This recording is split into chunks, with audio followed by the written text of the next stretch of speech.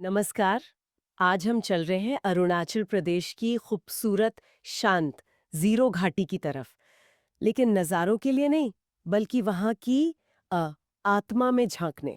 हमारे पास कुछ नोट्स हैं जो जीरो के लोक कथाओं और मिथकों पर, मतलब खासकर वहाँ के आपातानी जनजाति की कहानियों पर फोकस करते हैं। जी, तो आज हम इन्हीं कहानियों की गहराई समझने की कोशिश करेंगे। ये कहानियाँ जो लिखी नहीं गईं, बस कहीं सुनी गई पीढ़ी दर पीढ़ी।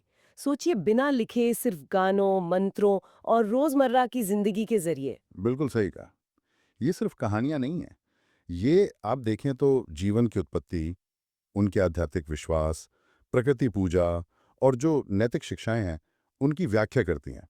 इनमें देवता हैं, जानवर हैं और कई रहस्यमयी जीव भी शामिल होते हैं। अच्छा, तो चलिए इसे थोड़ा और खोलते हैं। आपातानी मिथकों के मुख्य विषय क्या हैं?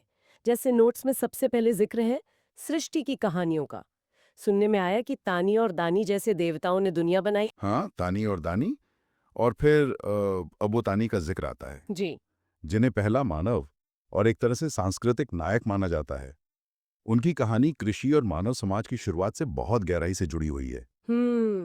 यहाँ बात वाकई दिलचस्प हो जाती है। अबोतानी की कथा, कहा जाता है कि वो चावल की खेती लेकर आए थे। तो उनकी कहानियों में क्या सिर्फ कामयाबियां हैं या फिर उनके संघर्ष, उनके रिश्ते, मतलब मानवीय पहलू भी है? यही तो खास बात है। अबू तानी सिर्फ एक आदर्श हीरो नहीं है।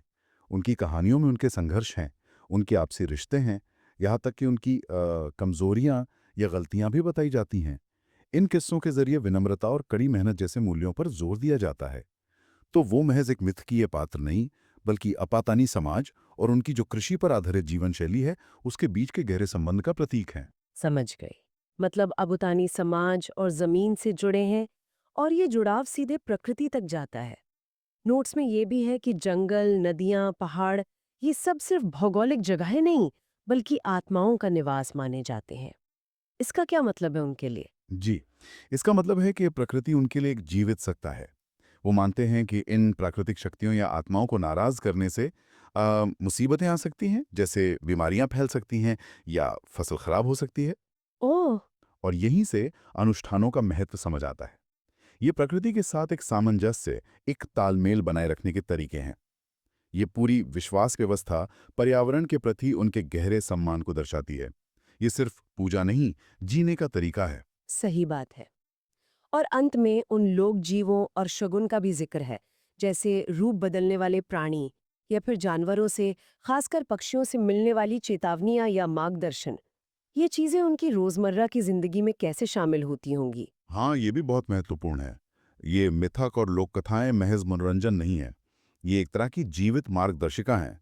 रूप बदलने वाले प्राणियों की कहानियां शायद अनजाने के डर और संभावनाओं को दिखाती हैं, और जानवरों से मिलने वाले संकेत वो उन्हें आने वाले खतरों या अवसरों के लिए तैयार करते हैं। तो इसका मतलब क्या है? ये सब कहानियां आपातानी लोगों के, उनके पर्यावरण, उनके पूर्वजों और उनके सामाजिक मूल्यों के साथ जो रिश्ते हैं, उनको दर्शाती हैं।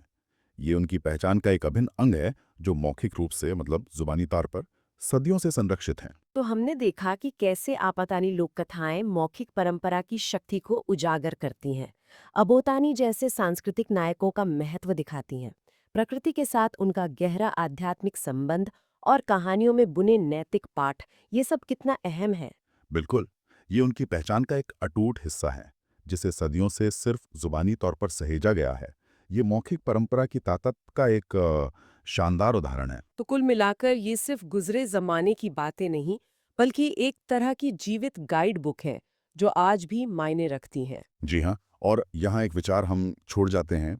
जैसे जैसे बाहरी दुनिया के साथ संपर्क बढ़ रहा है, इन अनूठी मौखिक परंपराओं और उनके द्वारा दर्शाए गए विश्व दृष्टिकोण के संरक्षण के लिए क्या चुनौतियां उत्पन्न हो सकती हैं, इस पर जरूर सोचा जा सकता है।